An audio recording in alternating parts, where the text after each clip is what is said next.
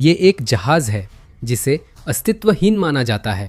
रूसी shadow fleet में से एक जो पुतिन के युद्ध को जिंदा रखे हुए है, अवैध तेल को पूरी दुनिया में पहुंचाकर। लेकिन इसे पकड़ लिया गया। शैडो जहाज पूरी तरह असली था और यूके ने उसे ढूंढ निकाला। जैसे ही जहाज दिखा, सब खत्म हो गया। यूके ने पूरा जेम्स बॉन्ड मोड अपना लिया जब उसने रॉयल मरीन को सिर्फ रूस के संदिग्ध जहाज को रोकने के लिए ही नहीं, बल्कि उस पर चढ़कर ये उजागर करने के लिए भेजा कि पुतिन अपनी जंग जारी रखने के लिए क्या करने की कोशिश कर रहे हैं। ये खबर 14 जून को आई। रॉयल मरीन कमांडो ने सुबह इंग्लिश चैनल में एक रूसी शैडो फ्लीट टैंकर पर धावा बोला। उन मरीन के साथ यूके की नेशनल क्राइम एजेंसी यानी एनसीए के अधिकारी भी शामिल हुए और उन्हें रॉयल एयरफोर्स से समर्थन मिला। बीबीसी के मुताबिक यह 6 घंटे का ऑपरेशन यूके द्वारा रूसी शैडो फ्लीट के खिलाफ अपनी तरह का पहला था। ऐसे कई कारण हैं जिनकी वजह से यूके को इस तरह की कार्रवाई शुरू करने में इतना समय लगा, क्योंकि कानूनी बाधाओं को पार करना जरूरी था। लेकिन फिलहाल ध्यान रूस के जहाज पर ही रहेगा। इसे स्मिरेटोस कहा जाता है और ये उन विशाल पुराने ऑयल टैंकरों के बेड़े में से एक है जिनका पुतिन रूस का तेल और गैस दुनिया भर में पहुंचाने के लिए इस्तेमाल कर रहे हैं, क्योंकि वे प्रतिबंधों के कसते जाल से बचने की बेतहाशा कोशिश कर रहे हैं। अल जजीरा इस जहाज की जानकारी देता है। ये दिखाता है कि स्मिरेटोस कैमरून के झंडे तले चल रहा था, जो शैडो फ्लीट की आम रणनीति है। रूस का झंडा किसी जहाज को स्पष्ट निशाना बनाता है। रूस फर्जी तौर पर अन्य देशों के झंडों का इस्तेमाल करता है ताकि उसके संदिग्ध जहाज निगरानी से बचकर अपनी मंजिल तक पहुंच सके। स्मिरेटोस के मामले में उसे जहां जाना था वो जगह मिस्र का पोर्ट सही प्रतीत होता है। जहाज 5 जून को रूस के बाल्टिक बंदरगाह उस्तलुगा से रवाना हुआ और बताया गया कि वह करीब 7 लाख बैरल तेल ले जा रहा था। यानी उस धातु के टैंकर में सचमुच बहुत सारा तरल सोना भरा था। मई में लंदन स्कूल ऑफ इकोनॉमिक्स के रिसर्च फेलो ल्यूक कूपर ने बताया कि ईरान में ऑपरेशन एपिक फ्यूरी के बाद जब होर्मुज जलडमरू मध्य की नाकाबंदी हुई और दाम बढ़ गए तो रूस को प्रति बैरल $59 मिलने लगे, जबकि पहले $40 मिलते थे। उस आंकड़े का इस्तेमाल करते हुए हम अनुमान लगा सकते हैं कि स्मिरेटोस लगभग $4.1 करोड़ से थोड़ा ज्यादा का तेल ले जा रहा था, जो सारी आमदनी रूस वापस जानी थी ताकि क्रेमलिन उस पर टैक्स लगा सके और अपने हिस्से का इस्तेमाल यूक्रेन युद्ध को फंड करने के लिए कर सके। अब वह तेल कहीं नहीं जा रहा है और वह पैसा भी नहीं जिसकी रूस को उम्मीद थी। स्मिरेटोस की स्वामित्व संरचना इसकी शैडो फ्लीट में भूमिका को और स्पष्ट करती है। अल जजीरा का कहना है कि यह जहाज हांगकांग स्थित एक कंपनी ज़ाओ याओ शिपिंग लिमिटेड के नाम पर पंजीकृत है, जिसके बारे में चैनल का दावा है कि उसके पास कई अन्य शैडो फ्लीट के जहाज हैं जिन पर पश्चिमी शक्तियों द्वारा प्रतिबंध लगाए गए हैं। उस कंपनी की निगरानी एक प्रबंधन कंपनी करती है जो भारत के तमिलनाडु राज्य में स्थित है, जिससे यह पता चलता है कि रूस कई स्तरों पर स्वामित्व स्थापित करने की कोशिश करता है ताकि यह छुपाया जा सके कि शैडो फ्लीट के जहाज जिनका वह संचालन कर रहा है असल में रूस के स्वामित्व में है। 14 जून को इन चालाकियों का असर नहीं हुआ। यूके के रॉयल मरीन कमांडोज ने रूस को दिखा दिया कि उसकी कोई भी चाल काम नहीं आती जब उसके किसी संदिग्ध जहाज ने इंग्लिश चैनल में प्रवेश किया। इस ऑपरेशन के बारे में जो थोड़ी बहुत जानकारी हमें है वो मीडिया रिपोर्ट्स और यूके द्वारा जारी एक वीडियो से मिलती है, जो पुतिन को साफ संदेश देती है कि उनकी शैडो फ्लीट के जहाजों के क्रू कुछ भी नहीं कर सकते उस सेना को रोकने के लिए जो जहाज पर चढ़ने के लिए तैयार है। अल जजीरा की रिपोर्ट के मुताबिक यूके रक्षा मंत्रालय ने कहा कि 14 जून की सुबह से पहले रॉयल मरीन कमांडोज चिनूक हेलीकॉप्टरों से रस्सियों के जरिए स्मिरेटोस जहाज पर उतरे थे। कुछ अज्ञात सैन्य विमान, एक रॉयल नेवी फ्रिगेट और एक माइन हंटिंग जहाज समर्थन के लिए मौजूद थे। माइन हंटिंग जहाज शायद एहतियातन भेजा गया था। रूस के संदिग्ध जहाज के साथ चल रहे किसी भी युद्धपोत ने जब उन्हें इसकी गिरफ्तारी की अनिवार्यता का एहसास हुआ तो उसके चारों ओर बारूदी सुरंगें बिछाने का फैसला किया। रक्षा मंत्रालय के वीडियो अल जजीरा के दावों की पुष्टि करते हैं। 44 सेकंड की क्लिप में मरीन हेलीकॉप्टर से रूसी जहाज पर उतरते और फिर कमांडो द्वारा जहाज की तलाशी लेते दिखते हैं। कैबिन खुले, दस्तावेज मिले और फुटेज से साफ है कि मरीन को स्मिरातोस के क्रू से ज्यादा विरोध नहीं मिला जैसा सोचा था। जहाज ऑयल टैंकर है, युद्धपोत नहीं। रूस अपने शैडो फ्लीट टैंकरों पर सैनिक तैनात कर सकता है, जिससे रॉयल मरीन को फायर फाइट के लिए तैयार रहना पड़ता है। शुक्र है ऐसा नहीं हुआ। ऑपरेशन के अंत में यूके ने बताया कि एनसीए ने एक भारतीय नागरिक को प्रतिबंधों से जुड़े अपराध के संदेह में हिरासत में लिया। 24 सदस्यीय क्रू के बाकी सदस्य जॉर्जिया और भारत से थे और यूके के अनुसार वे सभी जांच में सहायता करते हुए जहाज पर ही बने हुए हैं। ये कहने का एक अच्छा तरीका है कि जब मरीन और एनसीए अधिकारी उनसे पूछताछ कर रहे हैं कि वे रूसी शैडो फ्लीट के जहाज पर क्यों काम कर रहे हैं, तो वे डर के मारे अपनी पैंट गंदी कर रहे हैं। यूके के प्रधानमंत्री सर कीर स्टारमर ने ऑपरेशन में बहादुरी की सराहना की और बताया कि शैडो फ्लीट के जहाज़ों पर छापेमारी यूके के लिए क्यों जरूरी है। कीर स्टारमर ने कहा, यह ऑपरेशन रूस को झटका देता है और यूक्रेन में पुतिन की जंग को हवा देने वालों को याद दिलाता है कि हम उन्हें छिपने नहीं देंगे। कीर स्टारमर के लिए यह छापेमारी सही समय पर हुई क्योंकि उनके रक्षा सचिव जॉन हीली ने इस्तीफा दे दिया है। हीली का मानना है कि यूके राष्ट्रीय रक्षा पर कम खर्च कर रहा है। जहां तक रूस की प्रतिक्रिया की बात है तो अब तक कोई प्रतिक्रिया नहीं आई है। रूस यह मानने को तैयार नहीं कि यूके ने उसे अपमानित किया और वो उस शैडो फ्लीट जहाज पर ध्यान नहीं चाहता जिसका अस्तित्व ही नहीं माना जाता। अब पुतिन देख रहा है कि यूके उसकी जब्ती सबको दिखा रहा है और वीडियो देखकर अंदर ही अंदर जल रहा है। उसे लग रहा है कि यूके शैडो फ्लीट के मामले में अब मजाक नहीं कर रहा। प्रतिबंध प्रभावी नहीं थे। अब रॉयल मरीन वो कर रहे हैं जो उन प्रतिबंधों से नहीं हो पाया। क्रेमलिन की प्रतिक्रिया नहीं आई, लेकिन यूके के छापे के बाद रूस ने अपनी प्रतिक्रिया दी। कोई शब्द नहीं कहे गए, ना ही आदेश दिए गए जो रूस के बाहर किसी ने सुना हो, लेकिन इंग्लिश चैनल में ऐसी घटनाएं हुईं जिससे यूके को समझ आ गया कि पुतिन ने 14 जून को भेजा गया संदेश समझ लिया है। शैडो फ्लीट के जहाज बिखरकर जितनी तेजी से संभव था चैनल से दूर चले गए। 14 जून की अपनी उस रिपोर्ट में, जिसमें मरीन्स के छापे को कवर किया गया था, आई पेपर ने बताया कि स्मेराटोस की जब्ती के बाद शैडो फ्लीट के 6 टैंकर इंग्लिश चैनल से तुरंत निकल गए और वहां रुकने का इरादा नहीं था। लगातार यू टर्न के बाद रूस की शैडो फ्लीट के 6 जहाज केवल 77 मिनट में उस जलमार्ग से निकल गए जिसे यूके ने अभी अभी बेहद जोखिम भरा मार्ग बना दिया था। 6 में से 3 जहाज रूस और स्कैंडिनेविया की दिशा में मुड़ गए, जिससे लगता है कि वे रूस के बाल्टिक बंदरगाहों से तेल लेकर आए थे और यूके मरीन के पकड़ने से पहले ही लौट गए। बाकी 3 जहाज़ों ने अलग रास्ता चुना, इंग्लिश चैनल से मुड़कर आयरलैंड की ओर बढ़ गए, शायद ये सोचकर कि इंग्लैंड चैनल को चकमा देने की कोशिश में यूके के पास उन्हें रोकने के लिए समय या संसाधन नहीं होंगे। अगर आप स्मेराटोस पर हुए छापे के जवाब में रूस की प्रतिक्रिया ढूंढ रहे हैं, तो इन जहाज़ों ने वही जवाब दे दिया है। यूके से जितना दूर भाग सकते हो भागो। द आई पेपर के मुताबिक इन 6 भागते जहाज़ों की कुछ और जानकारी मिली है। इनमें से 2 मानी और कजाख रूस से मिस्र के बंदरगाहों की ओर जा रहे थे, ठीक वैसे ही जैसे स्मेराटोस जा रहा था। एक और, जिसका नाम सोना था, सूडान से रवाना हो रहा था और वह भी मिस्र की दिशा में जा रहा था। पटाए का दावा है कि वह चेन्नई जा रहा था, लेकिन अब आयरलैंड मुड़कर एक क्रोएशियाई मरीना की ओर बढ़ रहा है। अंत में लायन 1 और सी वाइकिंग ने अभी तक गंतव्य घोषित नहीं किया। इन जहाज़ों को मेजर जनरल बस्टर हाउस, पूर्व रॉयल मरीन कमांडेंट जनरल, का संदेश मिल गया है। पुतिन अंतर्राष्ट्रीय व्यवस्था को धीरे धीरे कमजोर करते हैं, थोड़ी सी छूट मिलते ही उसका बहुत बड़ा फायदा उठा लेते हैं। तो मुझे लगता है कि जहां भी हम उन्हें चुनौती दे सकते हैं वहां हमें उन्हें चुनौती देनी चाहिए, हाउस ने स्मेराटोस छापे के बाद कहा।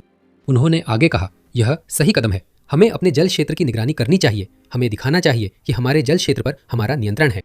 यही बात है, पुतिन मानते हैं कि वह जहाज छुपाकर विदेशी जल क्षेत्र नियंत्रित कर सकते हैं। यूके ने नियंत्रण वापस लेकर पुतिन को दिखा दिया कि इंग्लिश चैनल अब उनके लिए बंद है। सवाल है कि यूके को रूस के यूक्रेन पर हमले के 4 साल बाद 14 जून तक पहली बार रूसी शैडो फ्लीट का जहाज जब्त करने में इतना समय क्यों लगा? इसका एक अच्छा कारण है, लेकिन उससे पहले आप देख रहे हैं द मिलिट्री शो। अगर आपने चैनल को सब्सक्राइब नहीं किया है तो अभी वह बटन दबाने का सबसे अच्छा समय है। यूके को लंबे समय से यह समस्या रही है कि शैडो फ्लीट इंग्लिश चैनल का इस्तेमाल करती रही है। 12 मई की रिपोर्ट में BBC वेरीफाई ने यूके द्वारा प्रतिबंधित 184 संदिग्ध जहाजों की पहचान की। इन जहाजों ने तब से बीते 7 हफ्तों में यूके के जल क्षेत्र में 238 यात्राएं की है। मार्च में स्टारमर ने रूस को चेताया था कि यूके को इन जहाजों को रोकने और उन पर चढ़ने की शक्ति मिली है। रूस ने इस धमकी को गंभीरता से नहीं लिया और जून मध्य तक सही साबित हुआ। शैडो फ्लीट के सैकड़ों जहाज यूके जल क्षेत्र से गुजर रहे थे और नहीं रोके जा रहे थे। फिर कुछ बदल गया। ये बदलाव स्टारमर की चेतावनी से शुरू हुआ।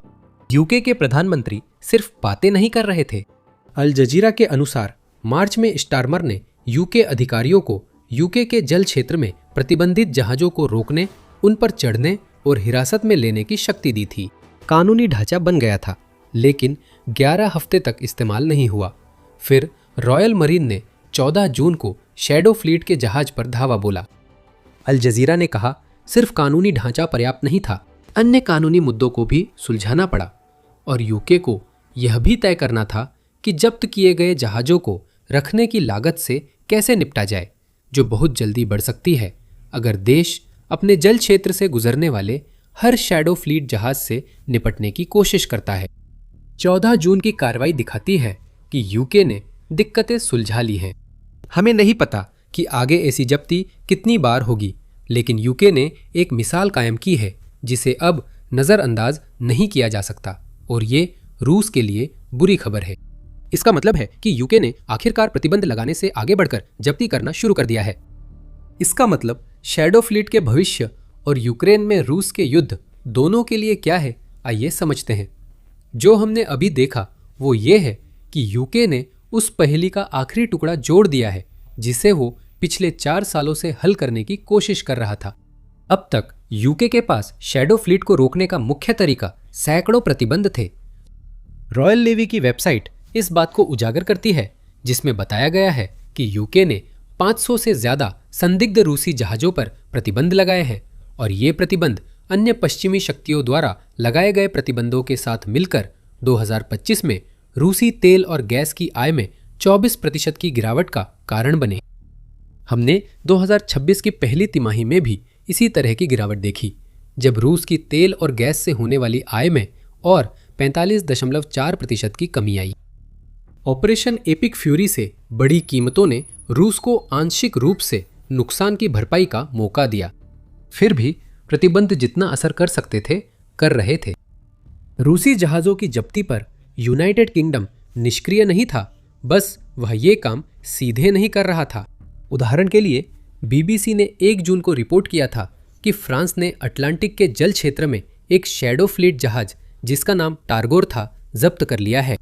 हालांकि इस जब्ती का श्रेय सही तौर पर फ्रांस को जाता है, लेकिन यूनाइटेड किंगडम ने समर्थन दिया था, जिसमें उसने HMS समरसेट पर पहले से मौजूद एक हेलीकॉप्टर का इस्तेमाल करके फ्रांस के लिए रूसी जहाज का पता लगाने और निगरानी करने में मदद की थी।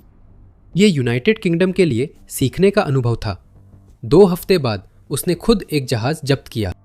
यूनाइटेड किंगडम ने 14 जून को स्मेरेटोस की जब्ती के बाद 16 जून को ये घोषणा की कि उसने शैडो फ्लीट के खिलाफ नए प्रतिबंधों का एक समूह लागू किया है। 20 से ज्यादा जहाजों को सूची में जोड़कर यूनाइटेड किंगडम ने रूस को संकेत दिया कि वह संदिग्ध जहाजों पर सख्ती कर रहा है। रूस के बेड़े का समर्थन करने वाली शिपिंग सेवाओं और बीमा कंपनियों पर और प्रतिबंध लगाए गए हैं।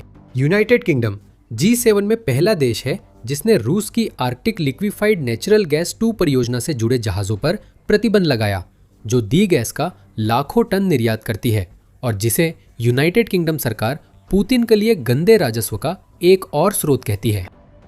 इस सब का मतलब शैडो फ्लीट के लिए यह है कि अब से यूनाइटेड किंगडम के जल क्षेत्रों में सुरक्षित रूप से आना जाना उनके लिए खत्म हो गया है। रॉयल नेवी के अनुसार शैडो फ्लीट के 700 जहाज रूस के प्रतिबंधित तेल का 75% ले जाते हैं, जो पुतिन और उसकी जंग की बड़ी जीवन रेखा है। 14 जून की जब्ती पुतिन को समय पर मिला एक बड़ा झटका है। यह तथ्य भी है कि यह हीली के जाने के तुरंत बाद आया है, जिसका मतलब है कि हम इसे स्टारमर द्वारा यूके की जनता को भेजा गया संदेश मान सकते हैं, जिससे वे जान सके कि वो रूसी खतरे को वाकई में गंभीरता से लेते हैं। यह कदम 7 देशों के समूह के शिखर सम्मेलन की पूर्व संध्या पर भी आया, जिसके दौरान समूह ने यूक्रेन का समर्थन करने के लिए उठाए जा सकने वाले अन्य कदमों पर चर्चा की। अब यूके दिखा सकता है कि उसने इंग्लिश चैनल में क्या किया। कुछ हफ्ते पहले फ्रांस को यह करने में कैसे मदद की और अब यूक्रेन की मदद कर रहा है। वह शैडो फ्लीट पर दबाव डाल रहा है और यही दबाव आखिरकार असर दिखाएगा। क्यों? यूके की जब्ती और आगे की जब्ती के संकेत ऐसे वक्त आए हैं जब पुतिन को आक्रमण के लिए फंड जुटाना पहले से ज्यादा मुश्किल हो गया है। शैडो फ्लीट रूस की आर्थिक संरचना का अहम हिस्सा है। ये कोई बढ़ा चढ़ाकर बात नहीं है। द गार्जियन के अनुसार ये फ्लीट हर साल रूस के लिए अनुमानित 87 से 100 अरब डॉलर की वार्षिक आय पैदा करती है और ये सारी रकम टैक्स के जरिए पुतिन के युद्ध कोष में अरबों डॉलर पहुंचाने के लिए इस्तेमाल की जा सकती है। ये कहा जा सकता है कि शैडो फ्लीट ही वो मुख्य आय स्रोत है जो इस समय रूस को जिंदा रखे हुए है। ब्रिटेन द्वारा शैडो फ्लीट पर छापेमारी शुरू करना रूस के लिए बेहद खराब समय है। पुतिन की युद्धकालीन खर्च और नीतियों के कारण देश पहले ही एक विनाशकारी मंदी के कगार पर है। जैकविन रिपोर्ट करता है कि 2026 के पहले 4 महीनों में रूस का संघीय बजट घाटा देश की कुल सकल घरेलू उत्पाद यानी जीडीपी का लगभग 2.5% तक पहुंच गया और इन 4 महीनों में ही अब 2025 के पूरे घाटे से ज्यादा हो गया है। रूस ने 2026 की पहली तिमाही में 3 साल बाद पहली बार जीडीपी में गिरावट देखी, लेकिन पुतिन युद्ध पर खर्च जारी रखे हुए हैं। यूरो मैदान प्रेस के अनुसार 2026 की शुरुआत में रूस के बजट का 46% हिस्सा युद्ध में गया, जबकि आमदनी कम हो रही थी। अब शैडो फ्लीट के जहाज जब्त हो रहे हैं। पहले से दबाव में रूस अब तेजी से आर्थिक बर्बादी की ओर बढ़ रहा है, खासकर अगर ये जब्ती आम हो जाए। युद्ध में पैसे की कमी पुतिन की यूक्रेन योजनाओं को नुकसान पहुंचाएगी। रूस पहले ही उस मुकाम पर पहुंच चुका है जहां वह सैनिकों को रिकॉर्ड तोड़ $80,000 के साइनिंग बोनस, 6 अंकों का कर्ज माफ करने और भारी वेतन की पेशकश कर रहा है। CNN की रिपोर्ट के अनुसार इसके बावजूद 2026 की पहली तिमाही में रूसी भर्ती 2025 की उसी अवधि की तुलना में 20% कम रही है। रूस का युद्ध प्रयास इस पर निर्भर है कि वह स्वयं सेवकों को लुभाने के लिए कितना पैसा खर्च कर सकता है। अगर शैडो फ्लीट की आय बंद हो गई तो ये तरीका नहीं टिकेगा। यहां तक कि छोटे झटके भी नुकसानदायक है, जैसा वार अभी ब्रिटेन ने किया है। ये जोखिम देरी कराते हैं, जहाज नहीं चलते या वैकल्पिक रास्ते लेते हैं, जिससे रूसी सेना की नकदी प्रवाह प्रभावित होती है। रूस की सैन्य भर्ती की लागत अकेले ही अब देश के संघीय बजट का अनुमानित 9.5% है और यह साफ होता जा रहा है कि क्रेमलिन को मौजूदा रिकॉर्ड तोड़ रकम से भी ज्यादा ऑफर करना पड़ेगा ताकि बढ़ते भर्ती संकट का मुकाबला किया जा सके। यूके ने सिर्फ शैडो फ्लीट पर हमला नहीं किया, बल्कि ये रूसी युद्ध मशीन के दिल में घोंपा गया खंजर था। रूस की जीत के लिए खर्च करके आगे बढ़ने की योजना पर अब प्रतिबंधों और जब्ती की संयुक्त मार पड़ रही है और यूके ने वर्षों तक प्रतिबंधों का नेतृत्व करने के बाद अब आधिकारिक तौर पर जब्ती के खेल में भी अपनी दावेदारी पेश कर दी है। क्या रूस के संदिग्ध बेड़े को रोकने के लिए और भी किया जा सकता है? बिल्कुल। 4 जून के एक लेख में यूनाइटेड 24 मीडिया ने तर्क दिया कि अधिकांश पकड़े गए शैडो फ्लीट जहाज़ों को हिरासत में लिया जाता है, उनकी जांच की जाती है और अंततः उन्हें छोड़ दिया जाता है, क्योंकि यूरोपीय कानूनों की कमी है जो स्थायी जब्ती की अनुमति देते हैं। अगला कदम ये हो सकता है रूस के पकड़े गए जहाज़ों को हमेशा के लिए पानी से बाहर रखने का नया कानून बनाना। आज जो कदम पुतिन को परेशान कर रहे हैं, वे कल रूस के युद्ध को पंगु बना देने वाले अभियान में बदल सकते हैं। फिलहाल रॉयल मरीन का शैडो फ्लीट के जहाज पर धावा एक मजबूत संदेश देता है। यूके रूस के संदिग्ध जहाज़ों का पीछा कर रहा है और उसके पानी अब पहले से कम सुरक्षित है। फ्रांस पहले ही रूस को वह संदेश दे चुका है। इस वीडियो में टारगोर की जब्ती, फ्रांस ने क्या किया, यूके ने कैसे मदद की और इस जब्ती का क्या मतलब है, ये बताया गया है। कैसे? हमारा वीडियो देखें जिसमें बताया गया है कि फ्रांस ने संकेत दिया है कि पश्चिम शैडो फ्लीट से निपटने के नए चरण में पहुंच गया है। और अगर आपको ये वीडियो पसंद आया हो तो द मिलिट्री शो को सब्सक्राइब करना न भूलें, ताकि आप पश्चिमी शक्तियों द्वारा पुतिन और उनकी युद्ध मशीन को नुकसान पहुंचाने के लिए उठाए गए ताज़ा कदमों का हमारा विश्लेषण देख सके। और हमेशा की तरह देखने के लिए धन्यवाद।